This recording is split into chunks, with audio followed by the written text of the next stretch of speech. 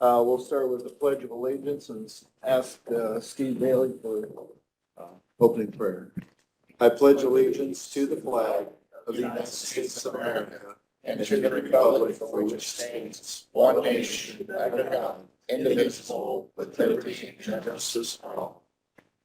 Dear Lord, please be with us today as we deliberate the business of the county. Help us, Lord, to always keep in mind the best interests of those folks that we represent, and help us, Lord, to do your will and reflect a good, positive feelings and just love for all of your folks. All these things, Lord, in the name of your Son, Jesus Christ. Amen. Amen. Thank you.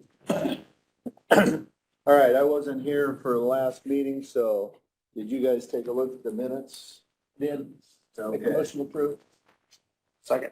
All right, minutes approved. Thank you.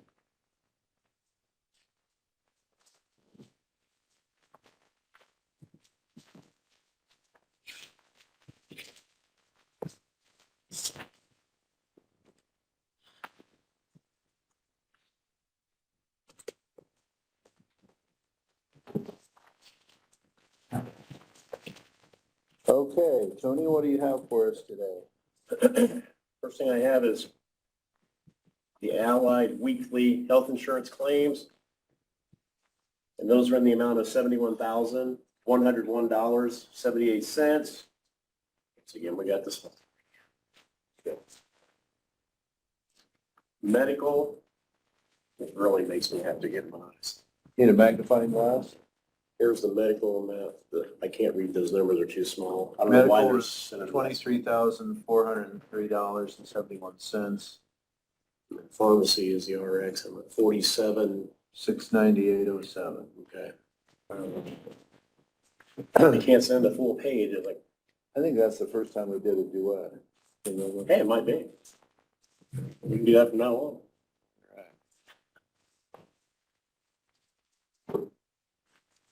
Make a motion to accept.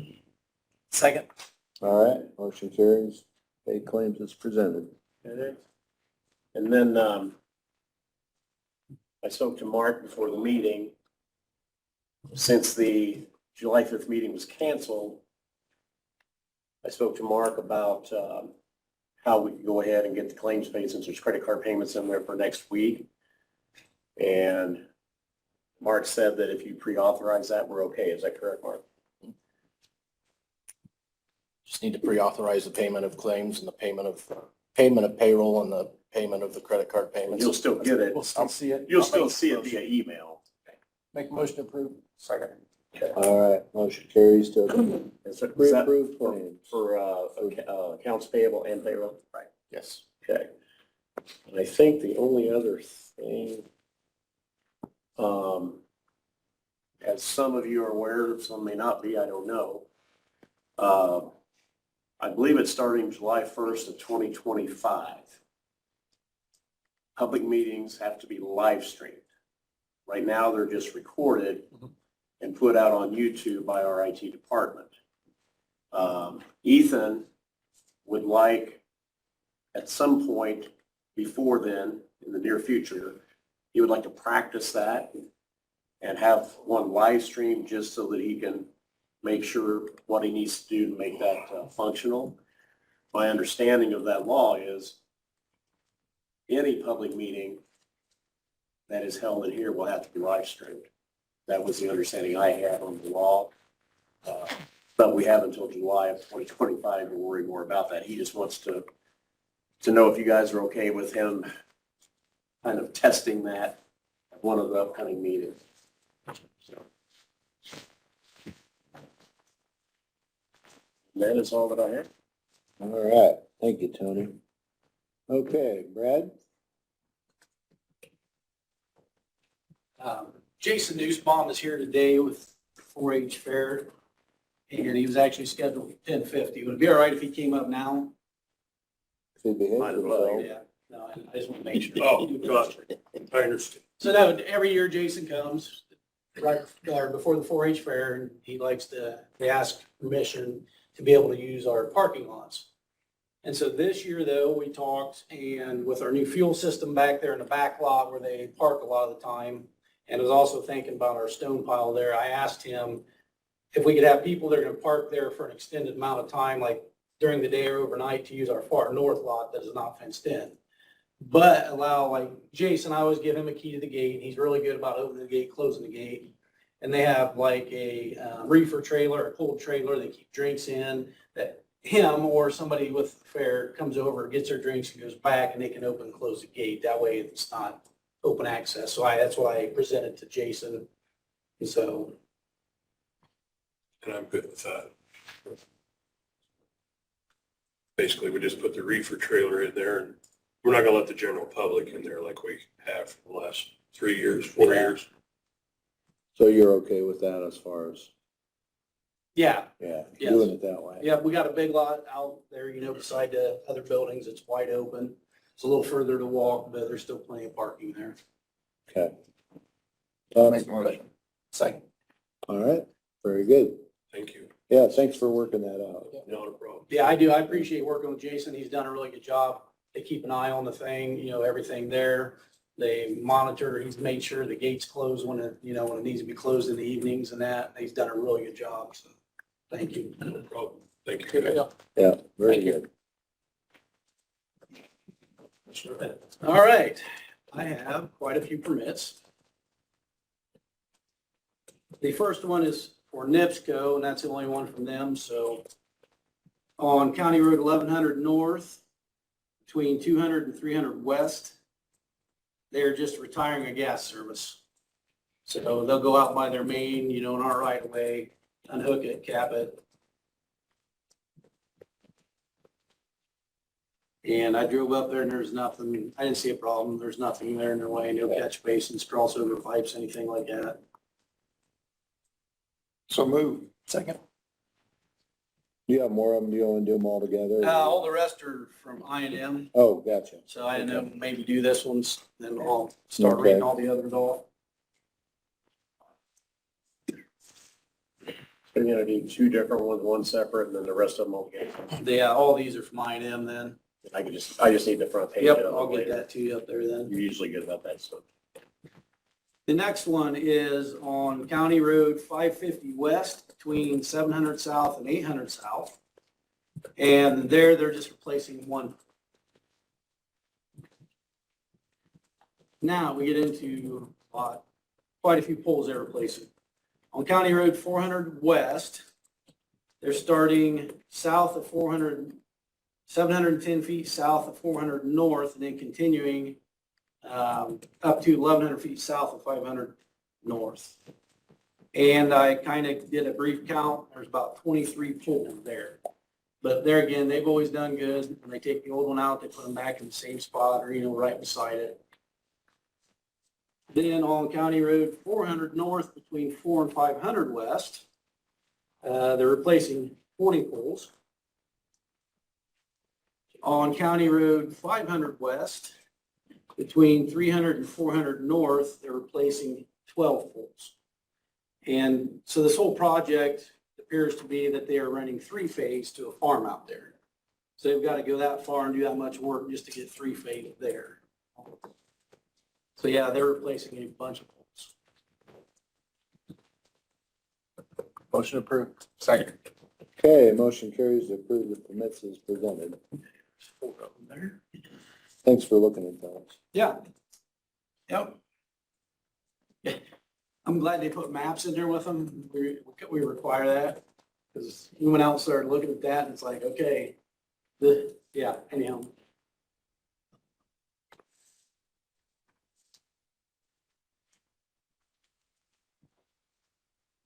Yeah, that probably was something until they figured out where to bring 3-phase in. Exactly.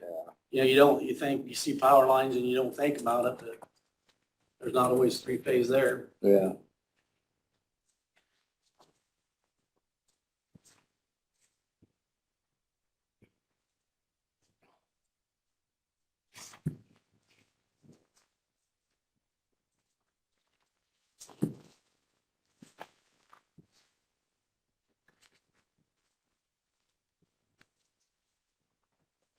Right. So I only have a few other things. Tomorrow, if the weather holds, you guys had given us permission to do the 4-H, chip seal the 4-H area. Hopefully we can get that done tomorrow if the weather holds. That's our plan, so. And then, Cause it's all stoned and rolled and, yeah, they've leveled it up. yeah. It's been rolled, it's ready to go. We just gotta keep people off of it for right now. And then once we do, we'll keep them off of it for a couple days again, which with the long weekend coming up, that'll help. So, Okay. and then hope to start getting out on the roads. We have planned this year for chip and seal July 10th, just as a, reminder for everybody, hope to get started. Then again, depending on weather.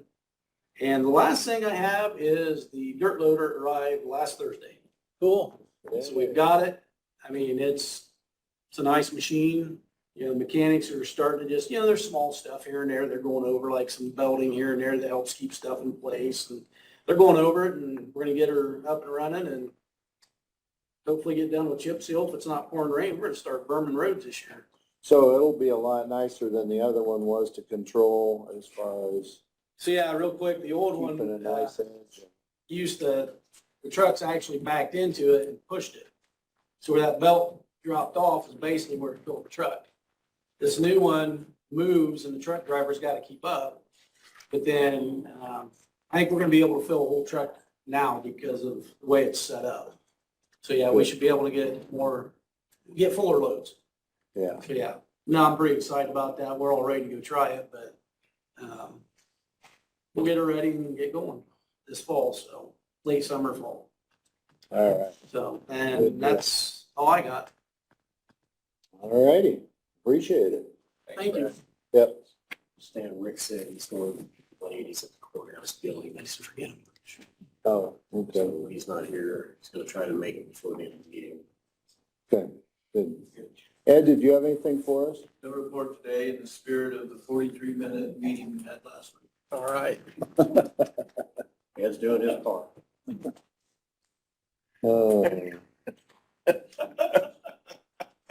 Stand speechless. We always like to listen to you. All right. Megan Jennings, if you'd like to come up.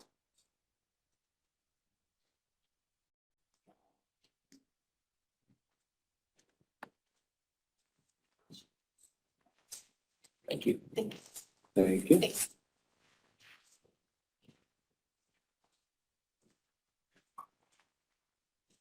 Yeah, I'm Megan Jennings, the director of the Adams Falls Crisis Center, and I'm here today to request our funding in the amount of $127,870. In your packet, I've included the application, which states that we would use this money for a new roof on the building, windows and doors, some minor IT and security improvements, and replacing our heating and air conditioning units, and to get a work company vehicle. In 2022, just to give you a little bit of data, we served 94 adult clients of domestic and sexual violence and 87 children of those clients. Out of the 94 adult clients that we served, 76% reside in Adams County, 51% reside in Decatur, 25% reside in Bern, 14% in Monroe, and 1% in Geneva. So our office is really serving a very broad spectrum of the county. When we reopened in 2019, I took a good look at, is our funding really serving our community in the way that it should? And I did not feel that it was. So we made some tough adjustments at first, but we're really grateful that we did. We moved from a residential facility to a non-residential facility. What we found is that most people in Adams County, not everybody, but have some sort of positive support that they could go to if really needed. Whereas I wouldn't want to take my kids and go live in a shelter. I'd rather go to his sisters, the grandmas, and aunts somewhere. And what we could do is we could use that money that we save in staffing and help that client get back up on her feet. Does she need a new home to live in? Do we need to help pay this security deposit, the new deposit for utilities? So with that, we really made sure all clients are from Adams and Wells County. We no longer take people overflow from Fort Wayne or Indianapolis because that's not what we do anymore. We only serve our counties. And our building is getting old. It's 23 years old. It has the original roof, all the original air conditioning units, windows. This money we'd be very grateful to receive this money to help do some improvements so we can continue helping our community. We are funded through federal grants, state grants, fundraising, and donations. And all of our state and federal grants do not pay for major building modifications. And then So the grants that you've gotten are just for operating? And the reason for TVM that we asked for is we've been doing a lot of work with the Amish abuse team and work in the Amish community. In fact, last night, I haven't been to bed yet, we removed 11 Amish children and an Amish mom all through the night last night. So our numbers are skyrocketing for the year. Like I said, we meet monthly with the Amish abuse team. They have their own subcommittee who tries to handle abuse situations. So I know like Jeremy Brown and DCS and I, we meet every month and try to educate them on the importance of getting help before it's too late type of thing. So when you're talking about 11 children, because when I leave here, I'm going to go to another home with 11 children and a mom. That's a lot for an employee to borrow my export, a lot of trips back and forth. And it would be a lot more convenient if we could do things in one trip or 2 trips. With them being such a large percent of our population. In addition to the switch from being non-residential, we're seeing clients that you guys probably wouldn't expect. We're seeing school teachers at all of our county schools. We're seeing nurses that work at the hospital. As clients or As clients. or liaisons? No, as clients. Because there's no longer that stigma that I have to spend the night to get the help that's needed. It's, you know, we can meet you. Being a non-residential facility, we're a mobile facility, so we can go to them. So they're not seen walking in our building if they don't want to be. And that's really opened up the avenue to help a lot of our community. Tell me about the vehicle. What kind of vehicle are you? We're just hoping for a van, something that as much seating as possible. For mostly transporting clients? Just transporting clients, yes. Yeah. Because we're looking to start support groups. That's a huge need in our community, in the Amish community, and with no public transportation, that's been a barrier to get people to support groups. Okay. Transitioning from a residential facility to a non-residential use, how does that change the building utilization and I guess I'm thinking of We've added, I don't know if you've ever been there before. Okay, and I invite any of you to come out and take a look. But we've added some doors so we can house one family at a time, which currently we have a family there right now as well. And then I don't have to staff 24/7 because we only have one family in there, and I can give them a private code to get in and out, and they only have access to a portion of the building. And then we have an additional meeting room downstairs that we meet our weekly clients that come in. So my office is upstairs, and then 2 case managers share another office upstairs. And then we have what we call our survivor store in the other bedroom that was upstairs. So I tell all of my clients to please shop my shelves before you shop the store, because oftentimes when somebody leaves a domestic violence relationship, there's been financial abuse and they don't have access to their money.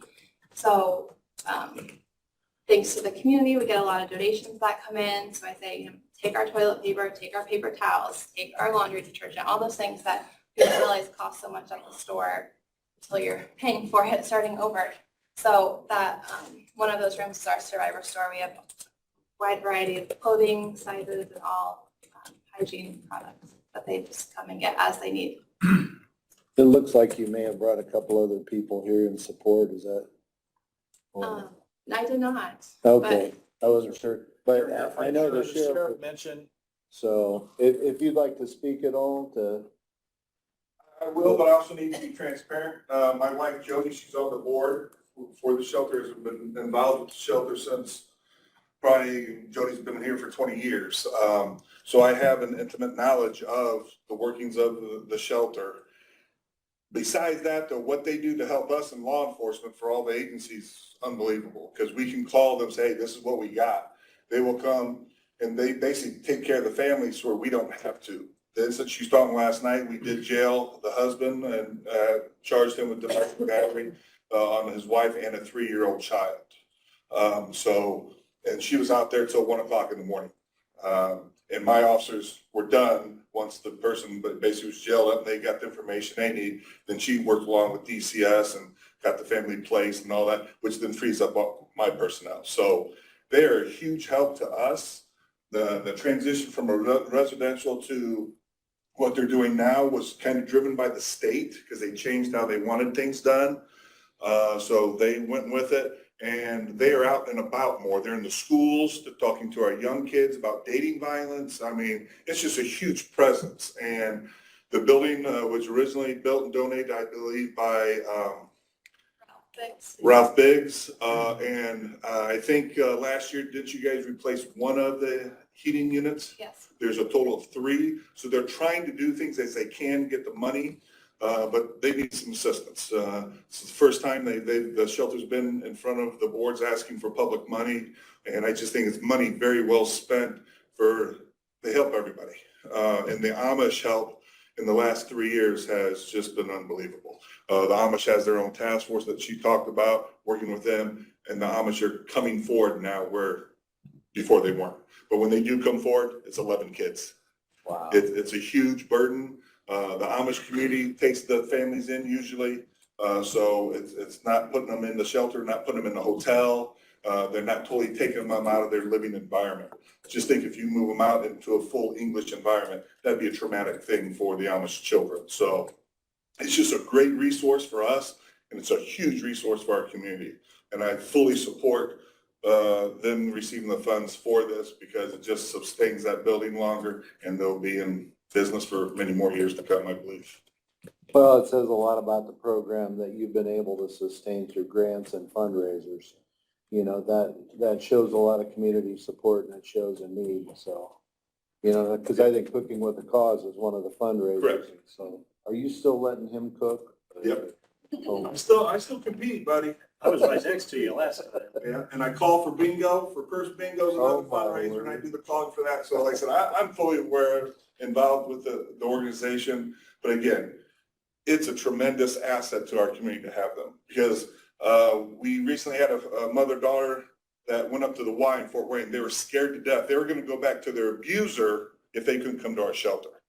Well, So that shows you what they are doing here, that they want to come to them and they're getting services, learning how to be independent, stand on their own 2 feet without having to rely on the abuser usually. and in looking at the application, it fits well within the support of public health response, mitigation effort, medical expense, behavioral health care, public safety, and human services staff, and addresses negative economic impact. So, I mean, in my mind, it falls well within the ARPA request guidelines. So I don't know, Steve and Steve, what are your thoughts?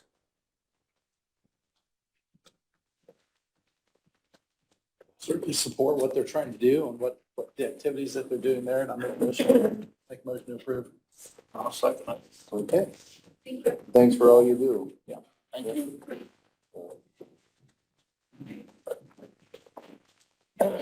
Commissioners approved it subject to appropriation by county council. I'd rather have to go to council next. Got you.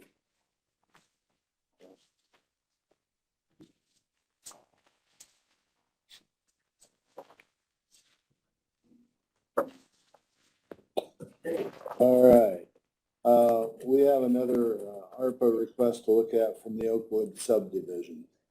So, Hi, guys. Ben Adams, Commonwealth Engineer.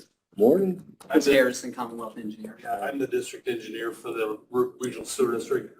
Also with us today is Nathan Shear. He's the district superintendent. And also Justin Schaefer is here. He is the operator of the system out there. Our ask is for approximately $110,000. As you guys know, we've done a construction project out there that's been going on now for the better part of a year, probably more than a year. And we pretty well have destroyed the roads within the subdivision.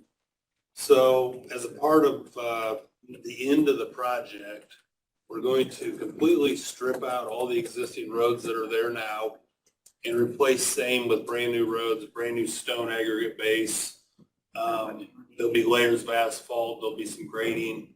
And part of the reason we had to replace the roads is because there isn't an adequate sub-base between the existing roads and the soil underneath. That being said, in order to really make these roads like new and make them last for 20 to 30 years, there has to be a significant compaction process that's going to occur that is going to shake everything. And what we've noticed, at least during the course of the construction project to do the sewer replacement, is that they also have within the addition their own private water system that is extremely old. It's 60, 65 years old. The pipe material is asbestos cement, which is extremely fragile as it ages. And during our construction project, we had at least 4, I would say, semi-major main breaks that needed to be repaired, which we did at the time. And in fact, we replaced sections of the existing water system that we had never intended to, do anything with. So that leads me to the ask. We're basically, again, asking for $110K. We have quotes from a local contractor as well as vendors to supply the material. What we want to do is this water system has had certain pieces of mains replaced over the years. So some of it's like new, PVC. There's other sections, again, that are much older or even the original material. And on each end, the north and south end of the addition, and in the middle, and there's a couple of small stretches along the north-south roads, the water main actually is underneath the existing pavement cross-section. So our fear is either A, when we tear out the road and start to compact the new stone base, we're just going to shake everything to the point where it's all going to fall apart, break anyway. So the goal of the ask is to actually move the mains that are underneath pavement cross sections to a yard area or a side ditch area outside of the road area. So, and replace with new material, PVC, that's much more robust, so that when we do the road replacement, we don't have, again, nuisance main breaks that occur that need to be fixed along the way, slowing down the road construction process. And also, quite frankly, the kind of money we're going to invest in the roads for the addition, I would be fearful of leaving some of the main that's there underneath the road that could break in the very near future that would just boil up and damage the brand new road we're going to install. So, that's pretty much it in a nutshell. Anything you want to add, Chris?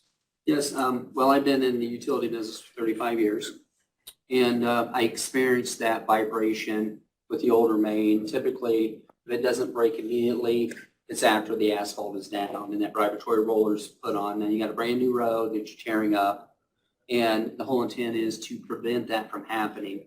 What we're looking at is extending the life of the road with the request. Yeah, anything you'd want to say, Justin? You touched on all of it. Well, I know when I had the privilege of meeting with you guys a few weeks ago and kind of explained the whole ramifications as far as, the extent of the work that you put into, obviously the sewer, but then also road repair, and then as Justin talked about, having old lines under new roads doesn't make sense. So to maintain that, I don't know how those utilities are currently maintained in that addition, or is there a homeowner associate, or how? Their homeowner association basically pays for the water and upkeep of their system. They currently have money out, they did some work in their well house, so they're currently tied up with their farm on their well house. So if this work were done and funded through the ARPA request, the maintenance from here on out or any additional repairs would still be taken care of by their homeowners association. That's correct. It's just that this is the amount of work that has to be done now before the roads can be finished. Correct. Yeah. So they'll have In Stan, in reality, Yeah. repairing a main break's pretty inexpensive. Replacing the asphalt is expensive. right. That's where you typically run into, I've had main breaks that was $20,000 in asphalt repair. So significant amount.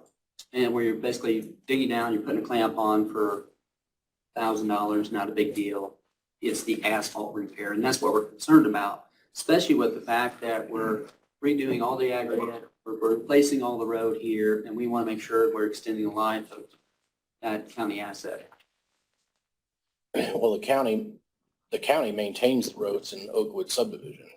So, you know, if, you know, you're gonna put down new roads and then if the potential is you have breaks and now the county's back in maintaining roads and spending money that otherwise, they shouldn't have to spend, so. Yeah, I mean, we're hoping to really get in there and rehabilitate portions of the system such that the road can, you know, last for as long as it can. And Brad doesn't have to go back in there and do anything to it again. So that's really the ask. One other thing that I would add, the homeowners in the addition have been like saints as far as I'm concerned. They've dealt with this construction all last summer. They wintered through this whole road mess, and now they're in the process of actually hooking up to the new sewer. And we're trying to pin down a date to do the road work, but we do still have some time with which to get in there and do this water main rehabilitation in advance of the road work, so that hopefully when we finally get in there and do the roads, it'll just be like a completely finished product and we could just all walk away. Well, now's the time to do it. That's right, Stan. Yeah. Perfect time. You know, and once again, looking at the funds request form, I mean, it fits very well within the water, sewer, and broadband infrastructure. Improving access to drinking water, investment in wastewater and stormwater infrastructure, and provide unserved or underserved locations with new expanded access. So, I don't know, what are your thoughts, Steve and Steve?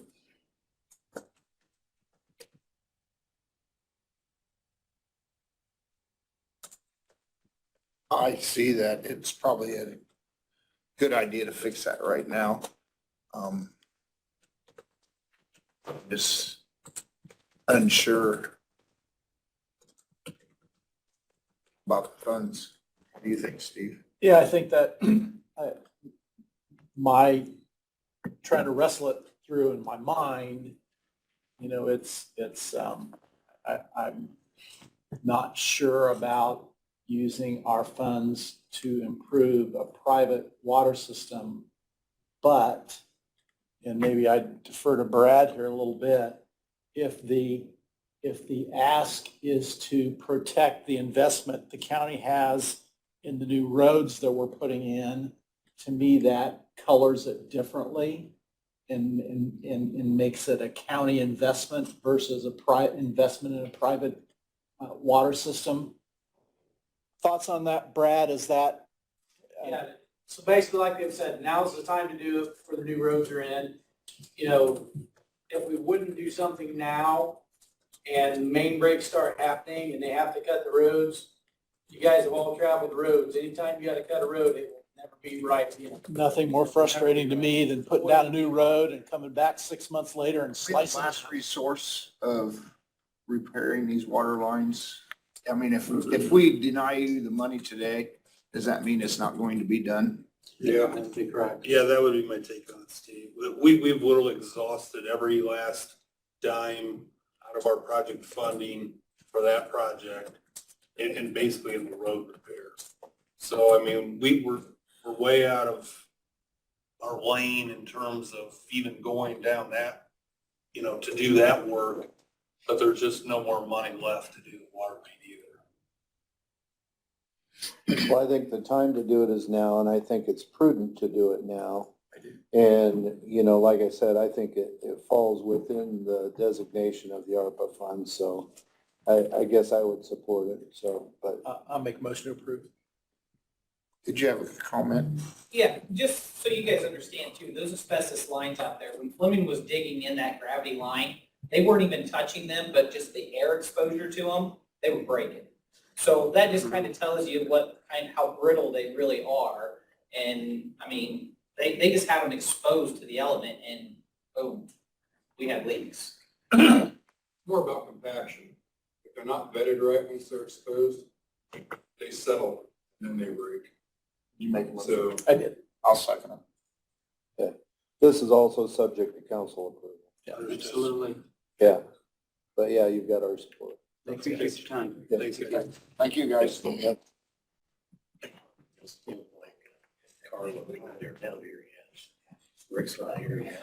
Mark's not here, he's making sure you know, so. If you want.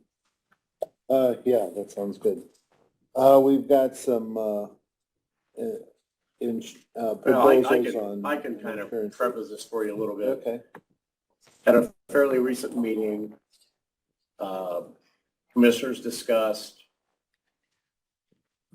I think it was 90 days, Steve Bailey, do you remember? 60, 90 day, but something that the county would like to look at something regarding the property casualty insurance. Yes. We discussed that last year, but it was kind of late in the game. So I asked the agencies involved to come today to hear from you all what it is that you want them in August, whatever date you said in August. What do you want them to do? What are you thinking? What kind of proposal do they need to bring? I just wanted them all to hear the same thing from the commissioners. So everybody's in the same boat, so to speak. Well, I felt like when we tried to competitively bid the coverage last year, what we found was that the broker was probably the more critical piece of the decision than the carrier was. The broker tended to control many of the carrier's options. And what that led me to believe was that we kind of had the cart before the horse, that maybe we needed to think about making sure we had the right agent. And that, again, led me to believe that maybe we should open it up and look at our decision as far as which agent we utilized, and then let that agent go to the market and competitively bid our coverage. Which I think, Steve, the intent also had been to have the auditor's office not have to provide so many Absolutely. insurance things, because not all auditors are going to be insurance people.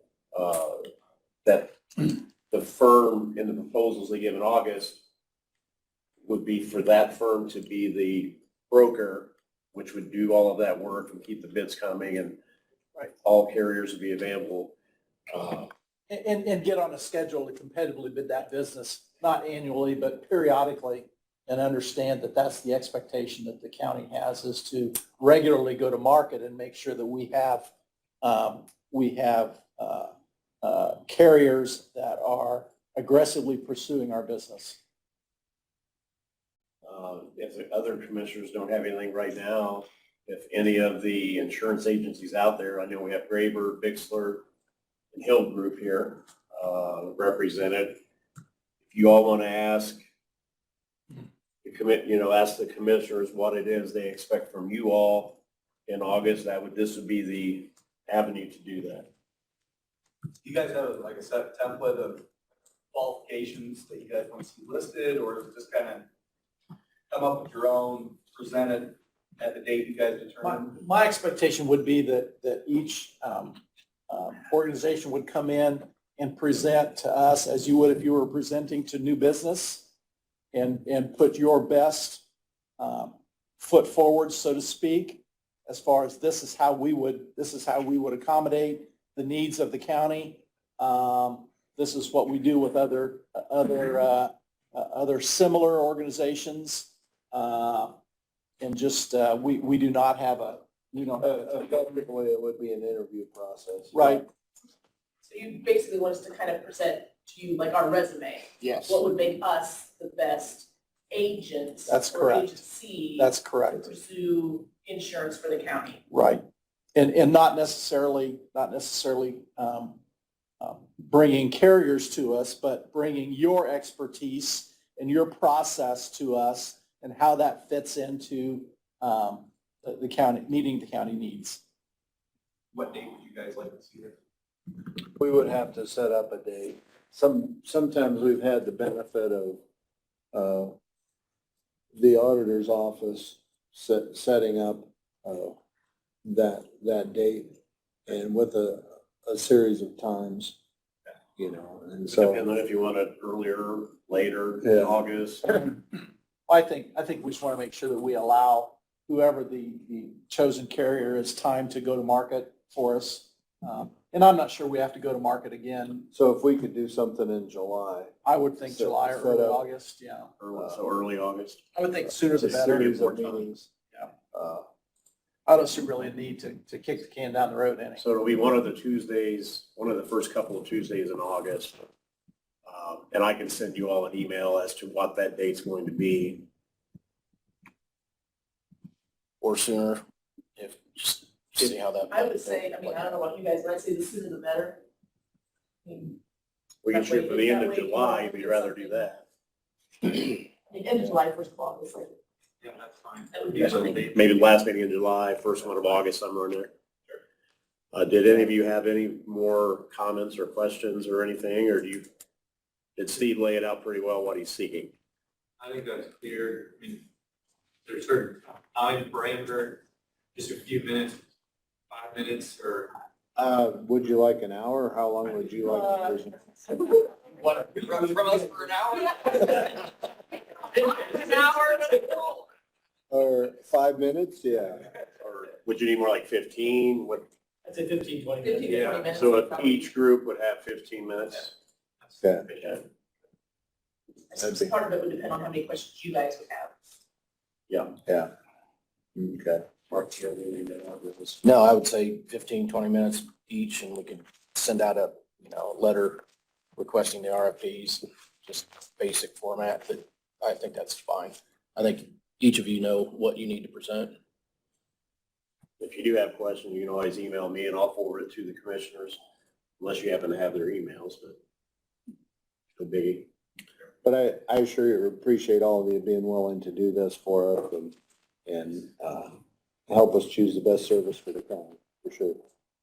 I guess I would just want to say that really this isn't a response. I know we've got our incumbent here who's been with us for years and taken good care of us, and this is not in any way, in my mind, a negative reflection on y'all. I just think we owe it to ourselves and to our taxpayers to just periodically look at all of our relationships and make sure that we are that we're doing our due diligence as well. So I want to make sure that for everybody's consumption here, we aren't unhappy at all with what we're seeing out of Hill Group. And certainly appreciate the work that you've done for us. All right. If there's nothing else, we'll.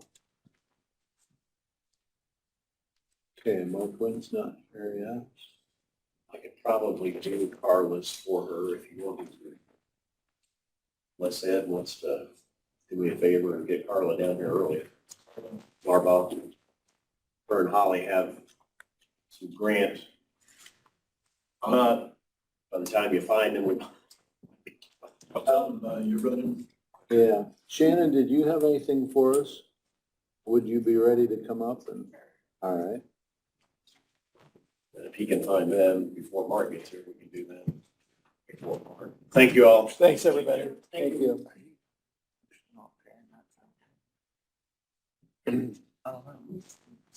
I don't know. You guys make good arguments. So part of what I have today is relating to the grant that Carla's gonna come submit to you guys. So she can explain better than me, but the State Department of Health released a bunch of grant monies to hire a school health liaison in counties, and we want to take advantage of that. If I'm not mistaken, that's also part of the expectation in the new governor's health initiative, that would be an expectation as But part of that it's as a well. separate grant though. I understand, but this is a separate grant to pay for that. And to be quite honest with you, I don't know why we wouldn't support that. What little I know about it, unless there's some skeleton in the closet, it's got my It's support. gonna be a requirement to have that position if you opt into the state health thing. This grant would just mean you could spend it from this grant instead of utilizing that Use health. on state health dollars. So my part in all this is that we obviously had to create a position and create a job description, which I worked very closely with Holly and Carla to do that. And then I sent that to you guys last week for you to review. So my thinking was that even if we don't opt into the grant and even if we don't participate in the future, at least we have the paperwork ready or it's available if we want it. So that's my first thing for you guys. Do you have any questions on that job description? No. Should we go ahead and approve that job description even prior to, I mean, I wouldn't necessarily approve posting for the position. Right, I would think so. I'll make a motion to approve the job description. Second, sorry. The next thing that I have for you guys is out at Golden Meadow, they are having issues with their cooler in the kitchen. So this is a quote to replace the evaporator coil and all the labor and all that kind of fun stuff for the cooler over there. So I'll give you guys that tour over. Do we know if there's money in the budget to do this? And I know you're stepping in, We do. trying to fill a void here for us, and I appreciate that. We have equipment repair, and we have enough there, and we have building structure, and we have enough there. And then we also have, Golden Meadows has their own line item in 1138, but I've asked Bree if we can use 1138 for this purpose, and we're just waiting on a response. But even if she says no, we do have it in the normal Golden Meadows budget. It would basically wipe one of the line items. So if something else came up, we'd have to address it then. So this will have to go to council then also for approval? No? Okay. Since it's in the budget?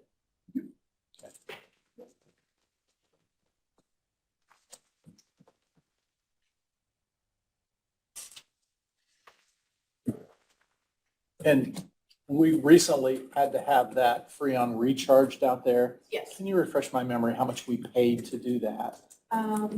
Yes, the initial refresh that we had to have done in March was, I believe, $400. And then we had to have it done again in the end of May, which was another couple $100. And then we just had to have it done over the weekend, and that one was not planned. We were not expecting it to be 1 month later, but I got that bill today, and that was $524. So we're going every 30 days to recharge that. So we've spent about $1,500 recharging this because of the leak that we have. And the quote, total quote here to fix it is, second page, $4,232, labor, material. Does that include the 1862 for the coil? Yeah, the top paper is just the materials or the parts themselves, and then the second page is labor and the total of our quote. So the total is 42 and change. You say we have that money out. I'll make a motion. We go ahead and take care of that. Give it done. Yeah. Because Well- if we're spending 200 a month, Like she said, in 1138, Golden Meadows equipment, we've got $18,000. yeah, I'll make that motion. We haven't spent any out of there. Second. Thank you. And if one of you can sign that for me, whomever. Please. How much was that again? There you go, Steve. The boss sign it. Here's the boss, sign it. Look at it too, so I know what to type for. I didn't write on the part you had signed. And then the next thing that I have for you guys is, I recently found an employee whose vision insurance was incorrectly, they were incorrectly enrolled in our system, and then they were incorrectly being charged on their insurance premiums. So I've worked up the numbers of what they overpaid and what they should have paid. And I verified from our payroll system that my numbers match, so I know that they did actually pay that money. And then I put together the payroll dates and all of the overpayments and all that fun stuff. And then down here at the bottom is the total overpayment right there. What's the total? 358.72. Okay. So my question for you guys is, would you like us to refund that to them, or would you like me to put out a statement stating that we need to be more aware of deductions, or how would you like me? Next to that.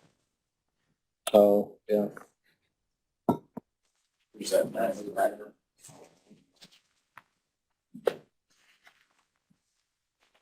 You say that cool, that evaporator's come out 1138, is that what they?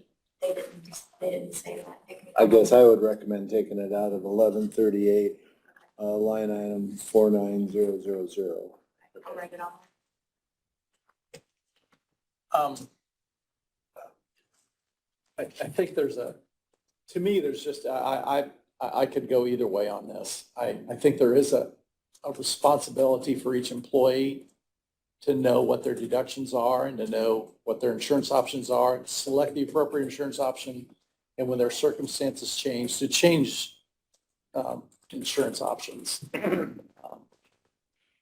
I think probably we're in maybe a better situation to monitor that, but I also think it's the responsibility of the employee to monitor that and understand their situation. And I don't know for sure what we do about this, but I think going forward, we need to make it clear to our employees that they have a responsibility to know what their deductions are, to know what the appropriate insurance coverages are. If things change, or if they have a question, to call you and ask. With what we have, 200 employees or whatever we have, I don't think it's reasonable to expect that you yourself can monitor everything that's going on with all of our employees in their families and in their deductions changes. And if they don't make an appropriate selection, I don't believe we're responsible for that.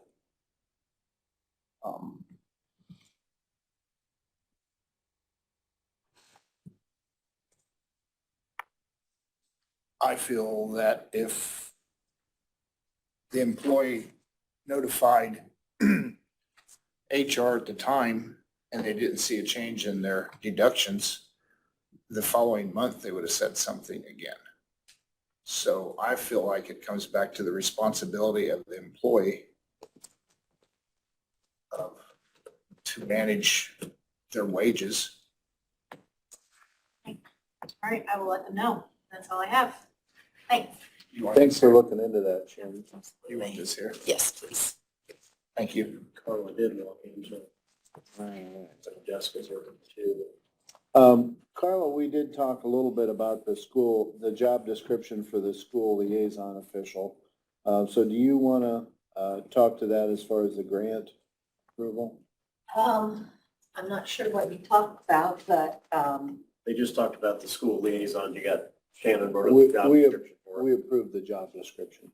okay. That's all we talked about, so. And is it a full-time or part-time position? Full-time. Full-time? That's the only thing that we were, I'm just asking, coming before you to sign the grant paperwork so that I can actually accept the grant agreement and sign it. Then if it's a full-time position, is there anything that you would need for me that you want to know about the grant? Can you tell me how much it's for or what? 200, didn't you get the, Probably. I sent it out, Probably. Angie, it's $220,000. The grant it's a deliverables grant. So if we do the deliverables, we get the $220,000 whether What are we the spent it or not.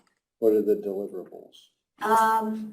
There is a list. I also sent the attachment A, and it should have been sent with you. One of the first deliverables is we have to hire somebody and then designate somebody who is taking care of the grant in-house. The contact person And then there's different deliverables with them wanting to know, they have to do a survey of all school corporations and put that into IDOH's Red Cap system. They have to do that 4 times a year.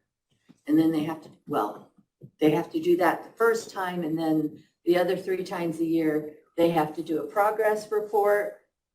And So this grant is not directly tied to the governor's health initiative. no, They're two separate. there's 2 separate things, and this grant is from the CDC, and it is said that we will get this year to year to year to year. And if we do opt into the governor's money, we have to have a school liaison. Yeah, that position. So this is a requirement of the governor's health, or governor's health liaison program, or health initiative. And it's being funded. Your thoughts on? Well, I think that having this additional funding will help tremendously because then we don't have to funnel as much of that money into that position. We can use it for other programs Help us, if we opt. help us understand the value of having this school liaison. I think that it's a good interface between the school nurses and the health department, and it should, in theory, give us the opportunity to assist more with like vision screenings, hearing screenings, dental screenings, things like that in the schools, and just assess what the schools actually need from us. If it's tobacco prevention programs or something like that, this person would be their go-to for that. I assume it would also, that person would interface with the Amish schools.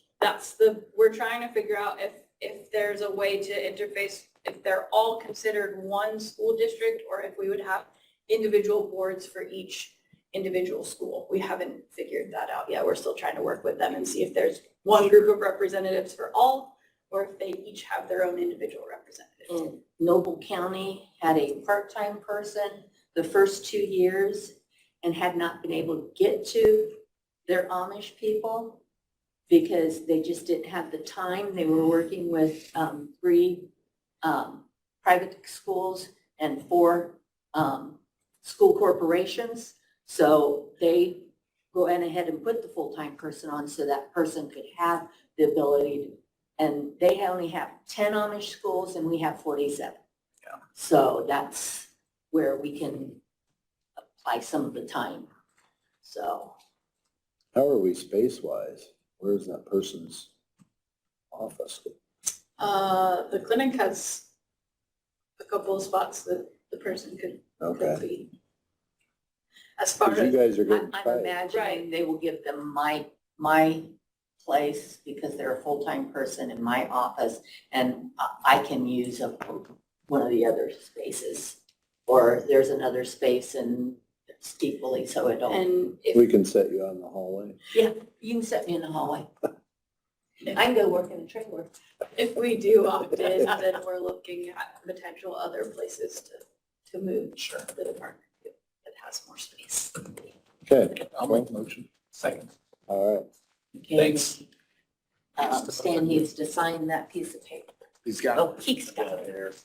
And that wasn't the only grant that I was down here for. Oh, This is more your money. copy. huh? Yeah, I sent others. It's to pay my position, public health emergency preparedness. We get it every year. It's $25,000. So we have to have 2 copies, one for them, one for me. Here's this one that you can bring back to council. Let's not get them mixed up. Is that your other one? Yeah, this is my Okay, other. these are the 2 I need. And actually, only the chairman has to sign it, so. Yeah. Once I get these, you can have him sign yours and we'll be good to go. Then I'll bring mine back July 11th. You can bring yours in. Yeah, that's fine.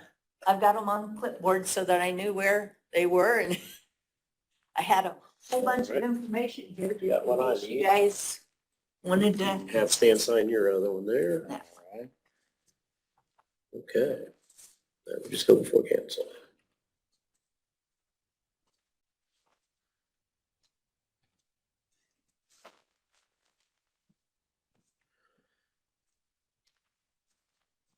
I appreciate it. Thank you.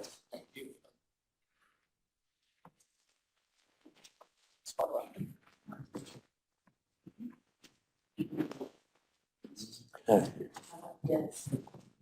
Yeah, if that pays $212,000, I might apply for that. There you go. 220. 220. If you want to give me the 8, that would be fine. All right. Okay, I see Rick's here. Would you like to come up, Rick?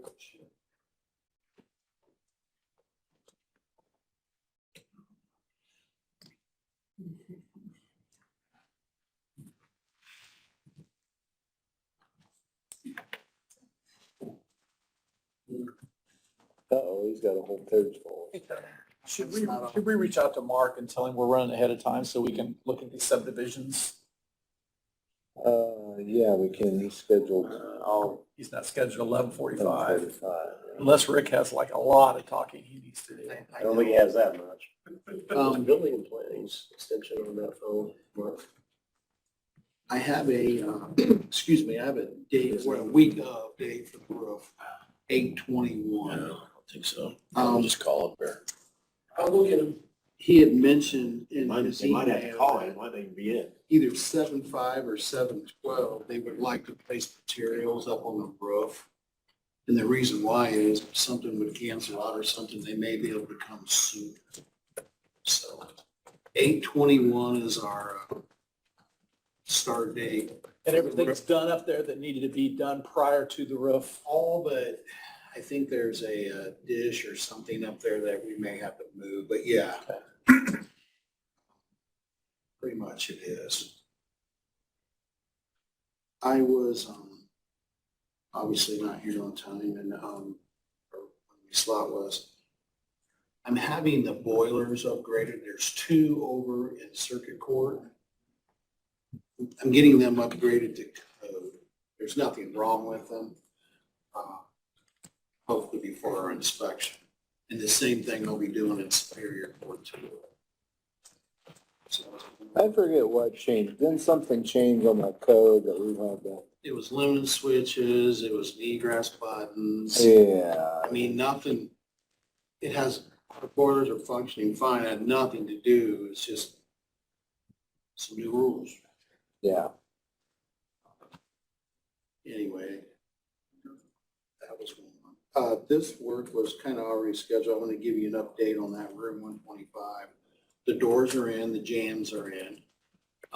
He's painting the door and the jams now. I believe Bob had someone wire which was scheduled to come in and get the wiring done. I think for that new person that may come in, so that's wiring into that little office. That's done. He's down there repainting now, some spots that I wanted him to redo. He being Stefan, S&C Construction. The next thing there will be getting the hardware on the doors.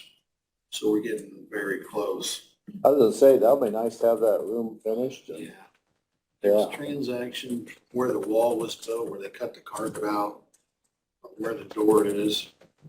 You have to do something with that because it's just down to the bare concrete. The width of the door, the length. Sure. I hate putting the threshold down there because if we got to roll stuff in and out, so we gotta do something with that. Carpet squares. Yeah. Something's gotta go on there. Yeah.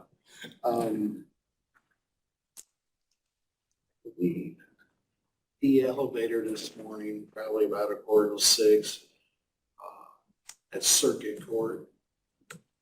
No, it just wasn't functional. It didn't work. I called the company. They've already came. It was just a bolt that was out of the door that he had to fix. It wouldn't operate. So that's back up and running.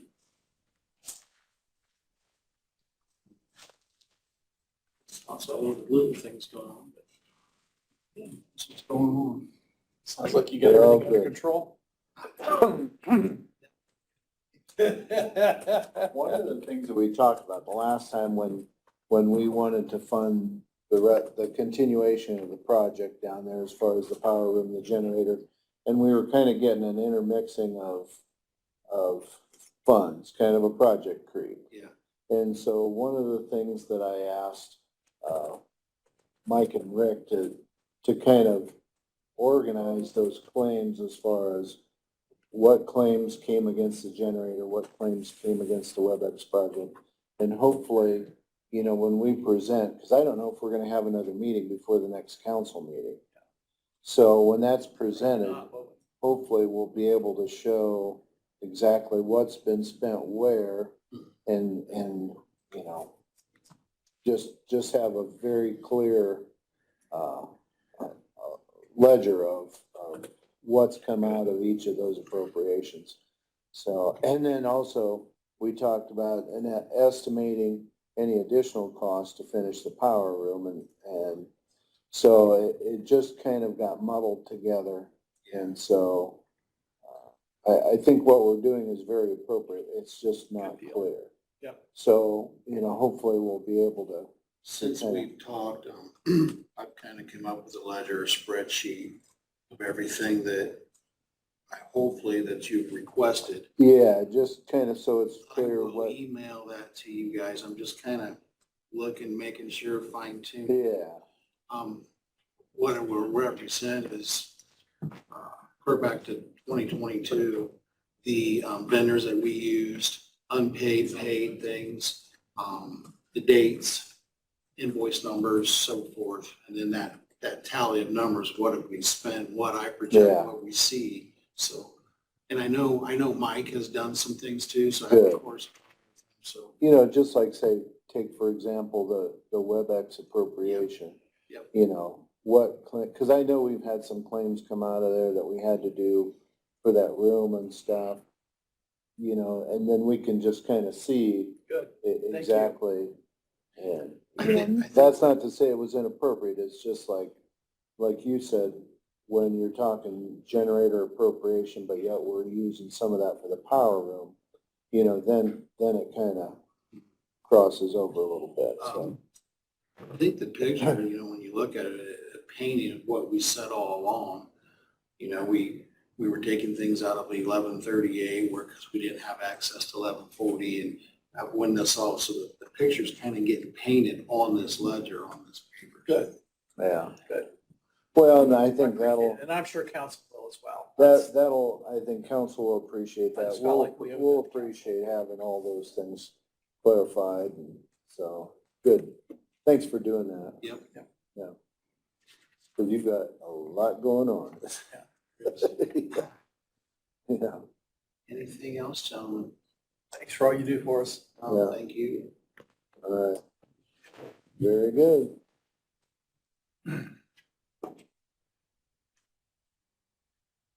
Mark, it looks like you've got a lot of things to approve here. I don't know if that's just the way it comes out on the paper or. One last one shows there, we had one issue with the subdivision. Come next week.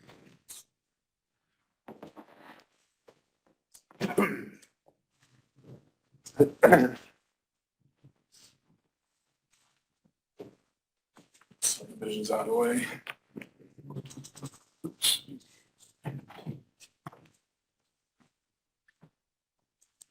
Clear the decks here. Usually likes to spread stuff.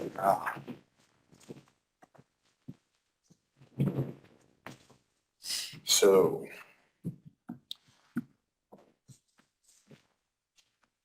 On 300 West and 100 South, the Joe and Edna Sword subdivision, basically took this one piece lot, broke out the houses, created a second lot. Road frontage is 300. And obviously a lot of acres, 24 acres on this one and 10 on with houses. Sure. It's me, motion to approve. So moved. All right. The Ferris one is the one that had a little bit of issues.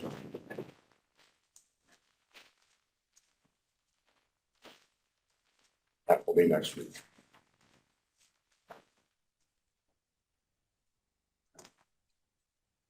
You know, we won't be here next week. So be whenever we are back. I was gonna say, somebody canceled our meeting. Yeah, but Stan wasn't looking, pulled fast on it. Yeah. I have to be here next week. What is this? Is that the 4th of July or something? 5th of July. Okay. So 4th of July is Tuesday.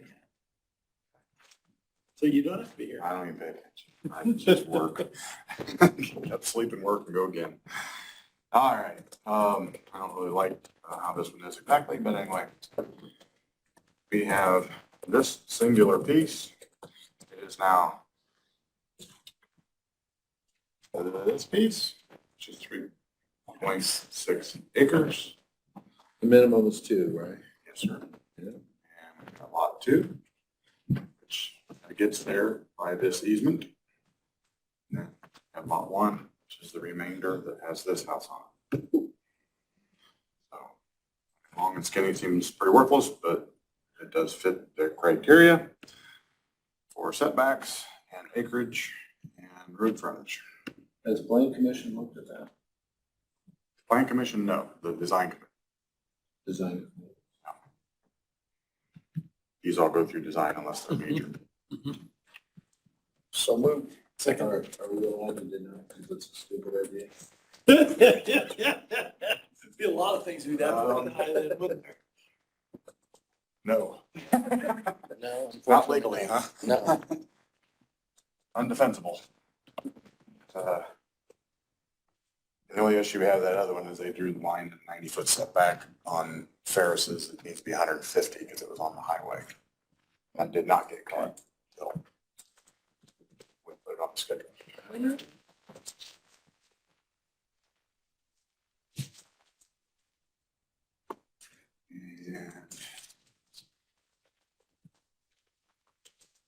monthly.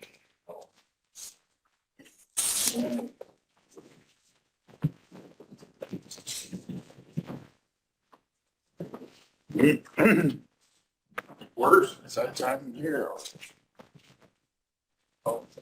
Jim.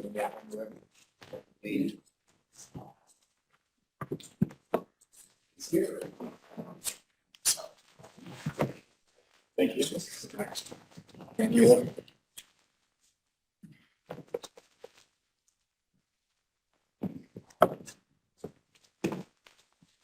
On short. Do you understand everything other than that?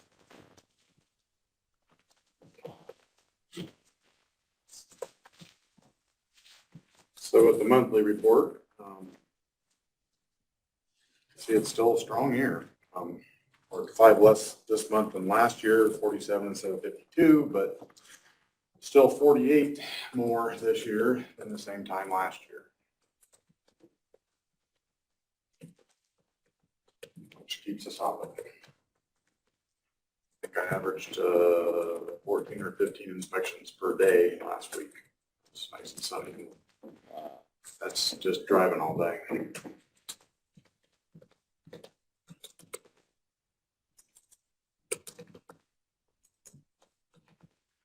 Mark doesn't waste any time. He got a little project going on at my house and I forget what it was now. I was gonna run out and ask you something. It's like he was there and gone. Yep. Look at what I need to see and I'm gone. What's it the problem?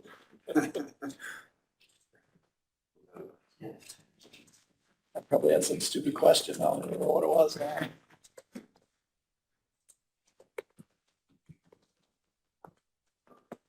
Some take a lot longer than others, obviously. That's an easy project. Yeah. If they have it right, it's pretty straightforward. And there's houses that I take hours.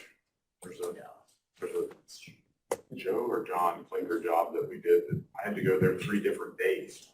It's the biggest house I've ever been in my life. And it took 3 days to do the rough-in inspection on it. Wow. The year-end receipts, that's just building permit fees and location fees. It's not have anything to do with zoning fees. I would assume. I'm not sure. Okay. I think it's just the permits. Yeah, so I figured. Uh-oh, now we're in trouble. The total, it's the total income that you're interested in. Everything good. I turned around here, out the door. Okay, so that's for everything. Hearings. Total receipts. Thank you. Yeah, that's a busy year again here.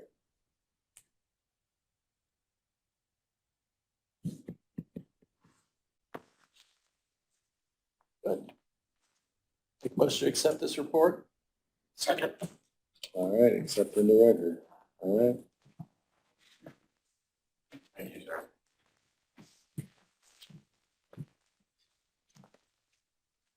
And a year later.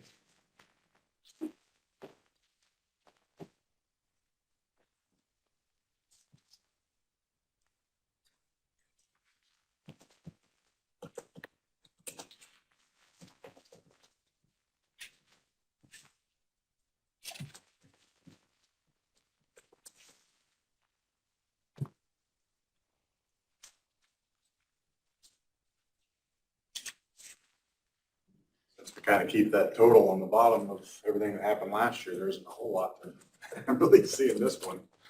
The permits are already spelled out, but it does give you, I would try and do that. Graphs, cost comparisons. Every time Geneva has something big, it jumps things up. As you can see, on page 8, they've got that big blue block goes way up. That's red gold. Cause that. That facility has been affecting it about every day the last couple weeks because we did foundations and then every floor, the floor, which is 10 different floors. Square footage in that.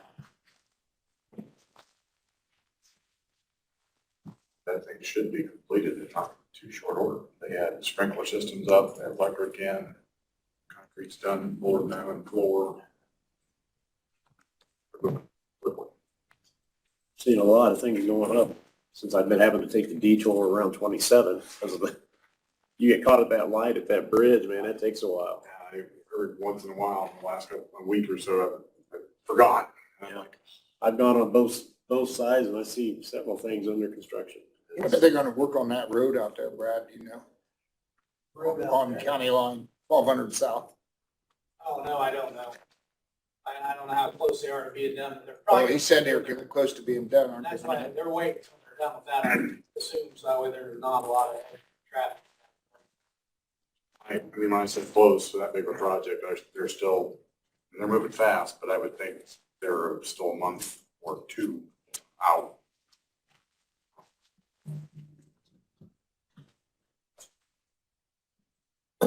Is this correct, looking at new home, new homes, English homes? Average square feet per home, 5,930. So, yeah, that's, That's the average of new homes? so when we do square foot, it's garage, basement, porch, first floor, Okay. second floor. So Okay. all those things go in there. So it could be a 2,000 square foot ranch with a 2-car garage and front porch. Well, it's 4,000 square feet if it's on a basement Right, instantly, and then the garage and the porch yet. So but this is the average, is 6,000 square feet. Average cost per home, 527,000. oh, it's incredible. I don't even understand, to be honest with you. I think I'm doing something wrong. Well, there's some houses that just finished up. One's on Geneva, 2 of them are down there right now on Lake of the Woods. And I know the one couple, and they just got done and they were talking about what they spent on it. And I'm like, it's a ranch and the basement's not finished. And it was Wow. well above 300, looking at 4 almost. I'm like, I just built 10 years ago, it was just got out 10 years ago from building, and that would have been 250-ish, Yeah. maybe back then. Can't believe it, 100 more. Troyer's new building is pretty good size. They should be getting close to, They should be. I haven't been there in a month or two. Last time I was there for rough ends for electric and plumbing. So from there, it's finish it, and then the final. So Now, it should this be- surprises me though. Average cost per square foot, $89.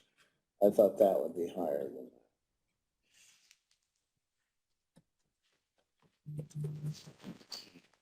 that. Well, again, it's because of taking all that square footage. Right. So if I was back when I was building, again, I'll say 2,000, if somebody gave me a 2,000 square foot house on a full basement with a garage, and they'd say, how much per square foot?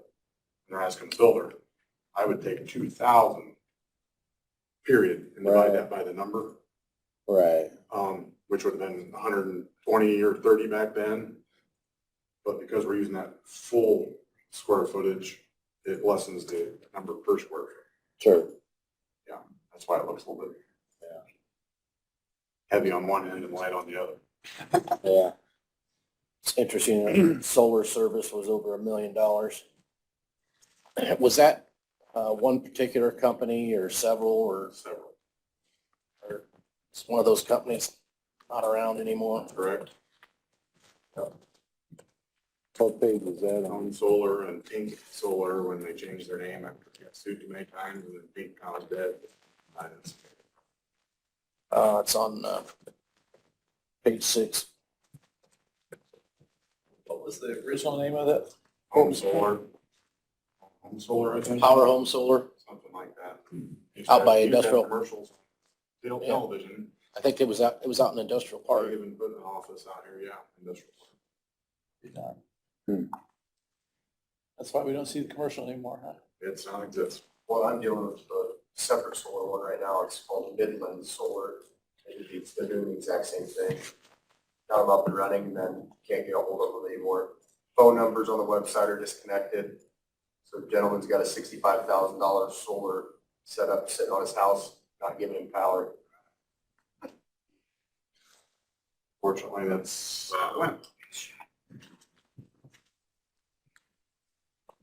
But they had a good salesman. yeah. Wow.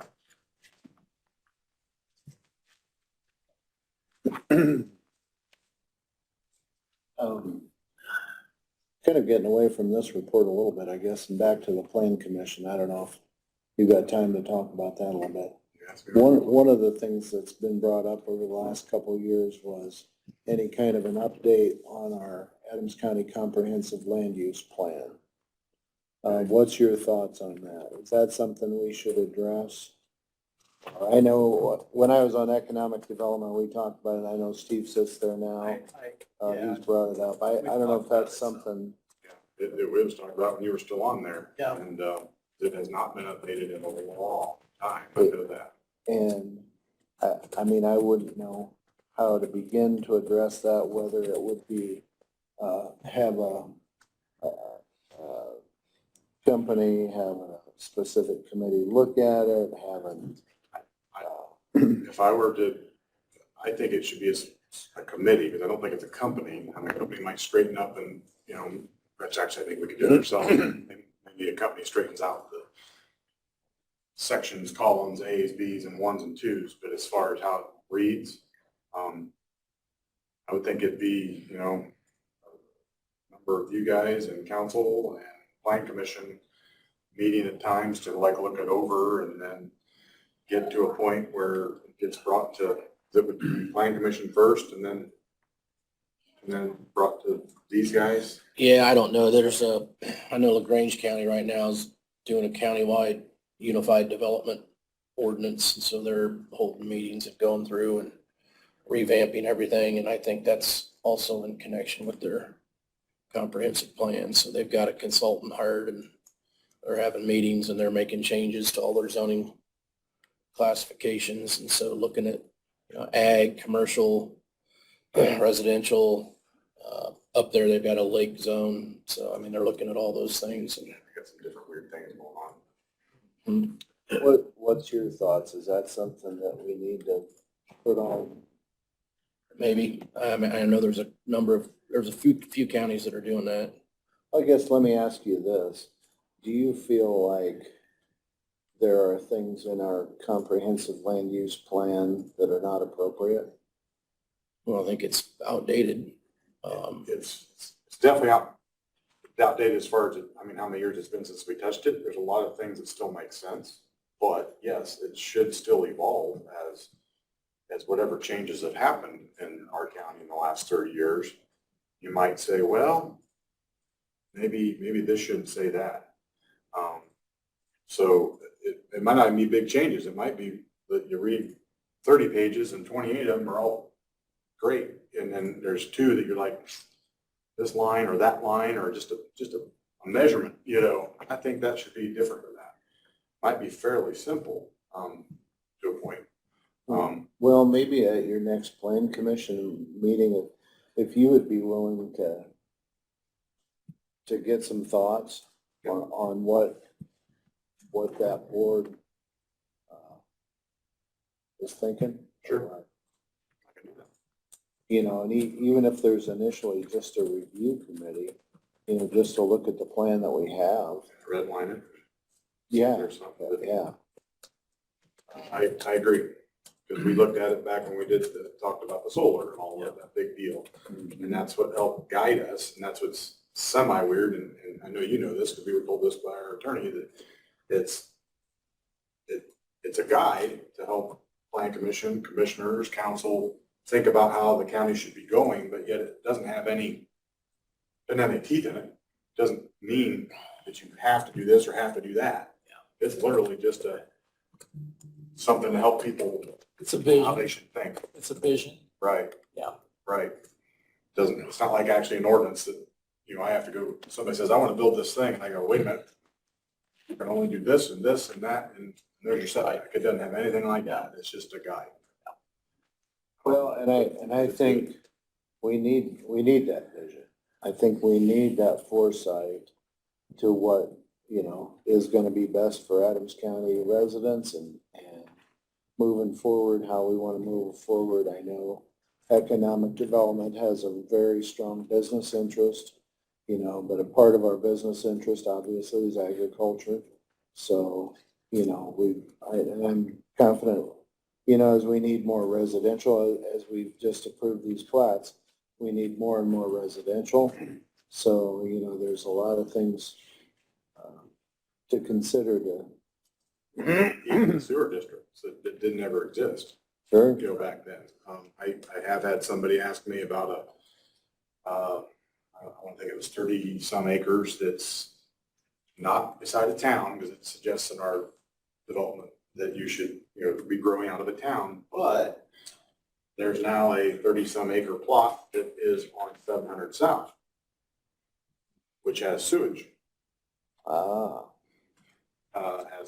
So they're considering, I don't know where it'll go. It's nothing in concrete, but I had a question asked, and they're like, what can we do with this property? How many times can we divide this? You know, they were just asking like a normal country question. I'm like, well, still a minor. You can do it. It hasn't been divided, so you could do a minor, which is 3, and that's how it goes like this. I said, but that's got sewage available. You could major that sucker. Well, there's and make it, you could have 20 homes, 30 homes. There's a plot out north of town that's got sewage available now that would be ripe for development.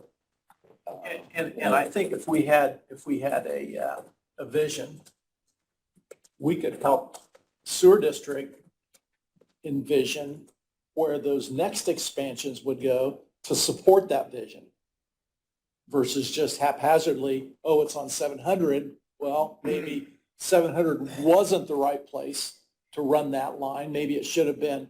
I'm just saying if there was this comprehensive plan that said, here's our vision for the next 30 years or 20 years, then the sewer district starts to grab a hold of that and say, okay, the plan is for this.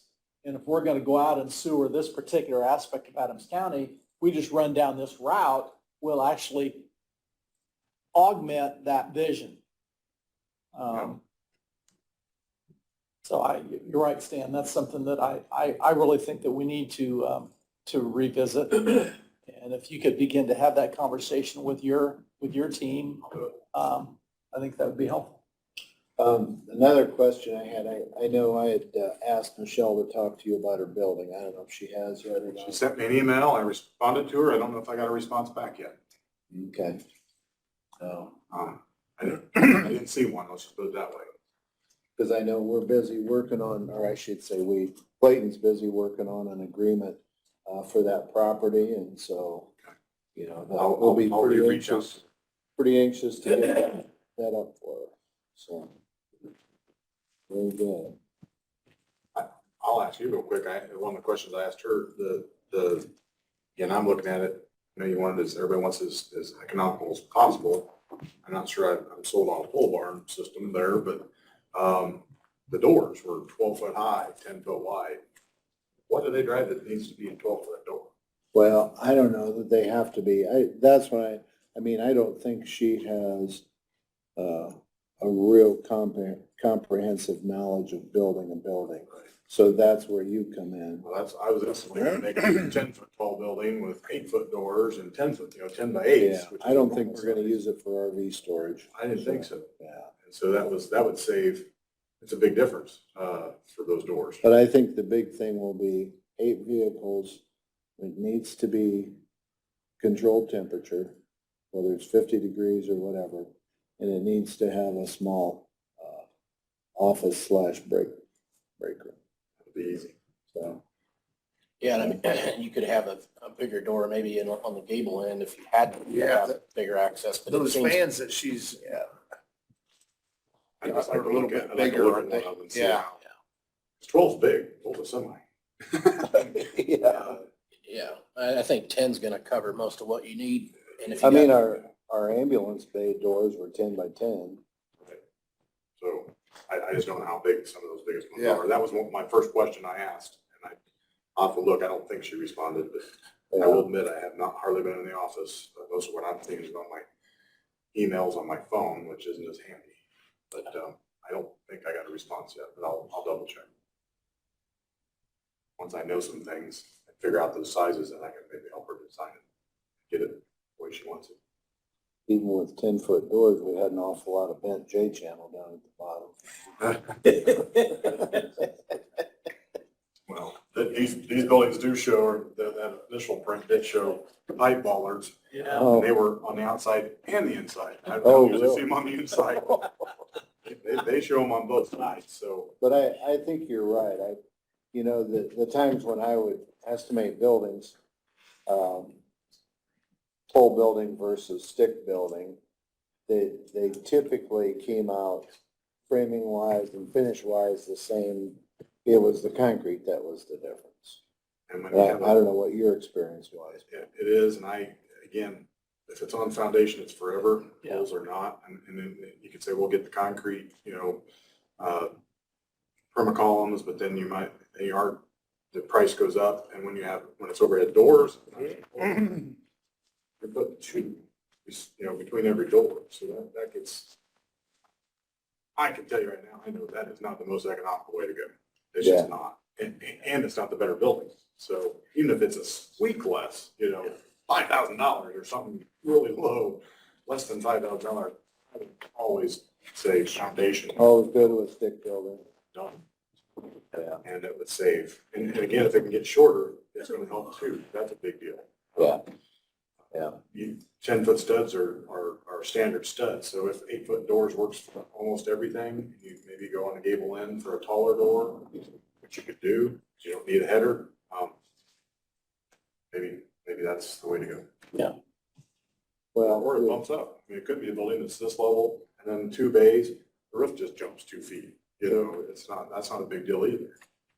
yeah. So I'd love to just know exactly what the need is and then I'll help you. Thank you. All right. Anything else? do we need a motion to put this forward? Yeah. Can't remember if you did it or not, the conversation kind of went on. I'll make a motion. Second. Now we know. Thank you. Thanks, Marty. We accepted it twice, but that's okay. We got it. I'm only putting No, that I in don't think minutes. so. I think you're right. Doesn't matter. I'll just put it. in Thanks, Mark. minutes one. All right. Clayton, did you have anything, or you want us to wait for Mark to get back? Mark, some stuff too, but I've got a couple of things. Brad had previously given me these for review, and then one of the commissioner's signatures, a statement of basis for just compensation for the highway department to obtain or basically purchase right of ways in bridge for bridge number 5? Bridge at 1,000 North and 500 East, it's been being engineered for about a year now. So once we're getting to the point where they're ready to get the additional right of way to improve that bridge, we're getting close. So moved. Second. That's for both of them? You're making a motion to approve signing. Right. Yes. Signing the To get the right of way. statement of The value statement or of the whatever it is. basis for just Yep. compensation for the right of ways here. Can I just get a copy of that real quick? Go ahead. Yeah. I don't have to guess at it or call Brad later. Well, me and I tell you, Copley. Yeah. I'll just make a copy of that so I know what to put down in the minutes. Just for your guys, all three of your signature, and then I'll date the front of it. The Freakies, Craig and Mason Freaky came in and signed the county farm lease to our office. And then I'll mail them a copy of the fully executed lease. Yeah, that's one as well, so we can scan it and keep it in our records under county farm. Yep. That way when Mark, in 5 years when I'm gone and Mark or somebody over there, hey, Yeah. do you have that, do you have the copy of that lease? Yeah, I always try to have the scanned executed leases in the folder. Brooke And then if knows you where wanna to make put them. copies of those, and then Brad just needs them. Brad needs it? Right. Yeah, if you want me to send them back to them, I will. Or do you? These are two different ones. Yeah, that's for each side of the bridge. Okay. And then not necessarily a signature because they're gonna ask for it to be sent probably to Stan for docu-signature, but we reviewed the RCAP contract because that expires here, and then this new contract goes into effect for Golden Meadows, July 1. I talked with their contract specialist, actually talked to him on the phone this morning. That's why I walked out. I mean, I'm comfortable advising that the commissioners should just docu-sign this one as normal. They said any discrepancies, even if it comes to something related to the term is 4 years, but they said that it's not a big deal if they're ever provided notice that this contract needs to be terminated for any reason, then that's fine. It's not an issue. So I would just say today, for the purposes of this hearing, just a motion to approve it, and then we'll get it to Stan for docu-signature. So you don't see any damages anywhere cited in there for early termination or anything? No, and they said specifically they've had a lot of instances of early termination, especially in recent years. And they basically just said we'd provide them notice if that was the case, and it would then turn into like a 30-day phase-out period where they would just be in touch and shoring up Figure it out. all financials. Yeah, we posed that question to him because that was the. So moved. Second. Awesome. So I'll get this sent to, or I'll have them send it to Stan's email for docu-signature. That is all I have. Can I see it just for a second? Put everything in the minutes, because state board asks for everything that's in the minutes. Don't they, Mark? I hate to plead ignorance, but there was a document, I think, that I was to docu-sign. I don't know why I had so much trouble with that dumb thing.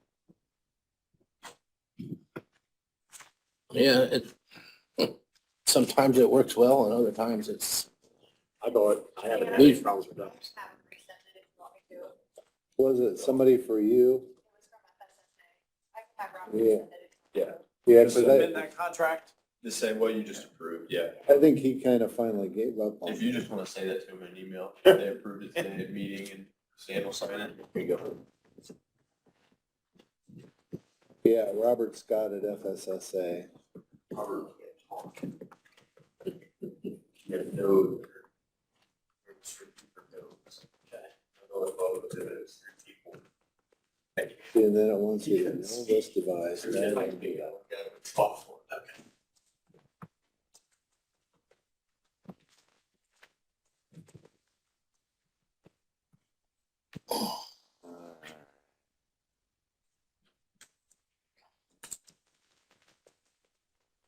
Mark, did you have anything? No, we're, hopefully this afternoon, if the weather holds out, Brad and I are gonna go out and walk that ditch back for that drainage plan for 800 North. Oh, really? Say maybe we gotta put out an invitation. Yeah, anybody that wants to go. I'll be in Indy. So, Bring your boots. yeah. Boots, I don't do boots anymore. It's not rabbit season, so you can't walk. That's probably gonna be ticking mosquitoes. I don't know, Brad, hopefully, it looks like we'll be all right. Good.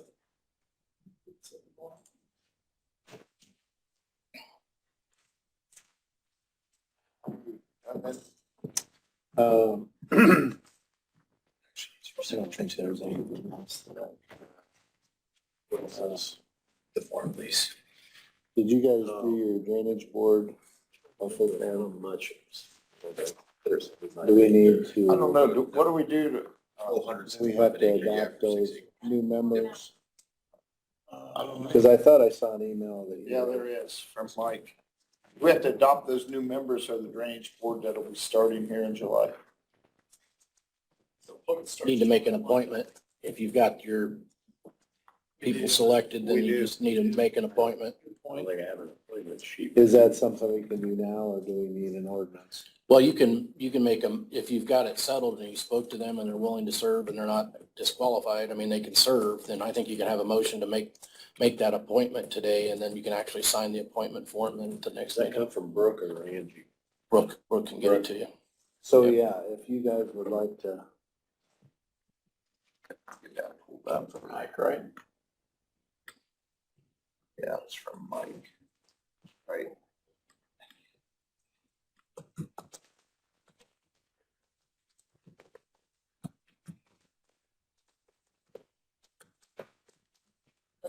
Falling agreed.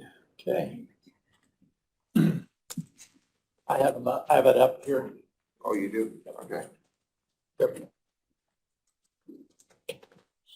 Make that motion. I'll make a motion that, for the new drainage board members, for the north, we're going to appoint J.D. Nylinger. For the central, Bill Wimhoff, and for the south, Greg Meekdy. And that is as of July 1st. Okay. Second. All right, we'll get you the appointment forms in. So what, Neidlinger, Leaky, and You who? get all the names. Wim Hof. Get them and then just have Brooke prepare the appointment forms. Yeah.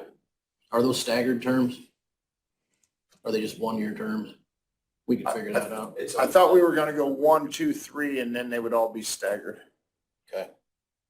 Yeah, I think That's what we discussed And yeah, then that's what we discussed for the initial. for the initial start. 1, 2, 3, and then renewing 3-year terms. Then after that. renewing 3-year every time after I that. want to do 1 north, 2 center, 3 south, or Doesn't matter, however. something like Whatever. that.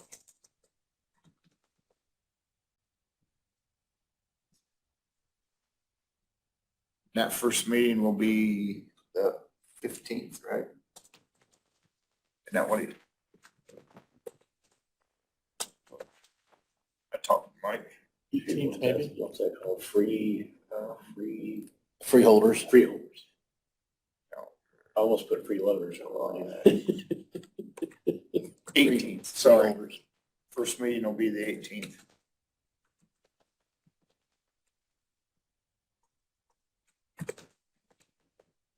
And you guys meet, your next meeting is on the 11th? No, it would have been the 5th, but since we're not having a meeting on the 5th, we're doing it on the 18th. It would be. Well, your next commissioners meeting's on the Yes, on the 11th. yeah, On the 11th, yes, yeah. sorry. Well, so are we maybe having a special meeting that Mike requested? Perhaps about drainage, yeah, and if so, we gotta figure that out this week, and then we can send a notice. Because you may have a special drainage board meeting on the 11th. Just for the vacation of the Adams Central Drain, the one that they want vacated. They're wanting to get some action taken on that so that they. Yeah, can we've get moving. already, We already gave him permission. He's gonna bring it up so to be voted on. We gave him consensus by Yeah. phone. Okay, Yeah, we'll figure that out if we gotta have a special meeting or not, but it would just be before your regular commissioners meeting, if we do. Okay. Very good. Anything else? Shall be it. Anything from the general public? That lasted. I have something after, real quick. All righty then. Motion adjourned. Second. All right. They shut this here.